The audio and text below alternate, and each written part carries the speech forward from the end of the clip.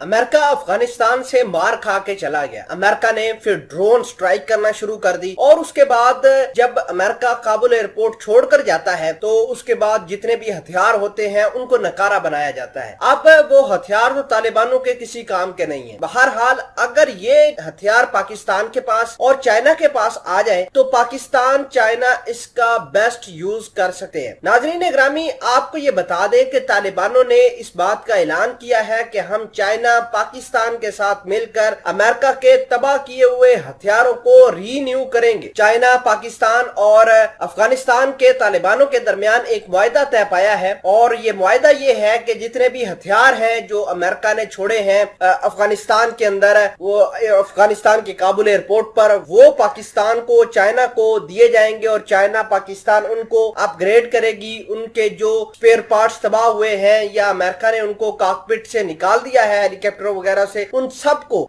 दोबारा रीबिल्ड किया जाएगा और उनको दोबारा बरोए कार लाया जाएगा। मामलात क्या हैं, तमाम तर चीजें आज की इस वीडियो में हम डिटेल के साथ डिस्कस करेंगे। छोटी सी गुजारिश है कि आप हमारा यूट्यूब चैनल हसनात टीवी को सब्सक्राइब करके पास मौजूद घंटी के निशान को दबा लें ताकि लेटेस्ट न्यूज आप तक बर वक्त पहुंचे। सामईन कदर आपको ये बता दें कि जो सामान था अफगानिस्तान के तालिबानों के पास वो बहुत ही हाई क्लास का हो गया है, क्योंकि अमेरिका ने बहुत ही ज्यादा सामान उधर छोड़ा है, भले ही वो नकारा क्यों ना हो। आपको ये बता दें कि तकरीबन 23 ब्लैक हॉक अमेरिका के जो हेलीकॉप्टर है वो तालिबानों के हाथ लगे हैं और कंधार की जो बेस है वो तो सिर्फ तालिबान अपने आप को ट्रेन करने में लगे हुए हैं। लगातार तालिबान जो है हेलीकॉप्टरों को चला रहे हैं। उसके अलावा थोड़े बहुत फाइटर जेट है उनको भी चलाने की कोशिश कर रहे हैं। आपको ये बता दें कि जो तकरीबन 176 के करीब आर्मर्ड गाड़ियां हैं जो अफगानिस्तान के काबुल एयरपोर्ट पर तबाह हालत में पड़ी हैं। इसके अलावा बहुत सारी गाड़ियां हैं जो काबुल एयरपोर्ट की पार्किंग में मौजूद थी, उनको तबाह कर दिया गया था। वो बड़ी हाई क्लास की गाड़ियां थी और अमेरिका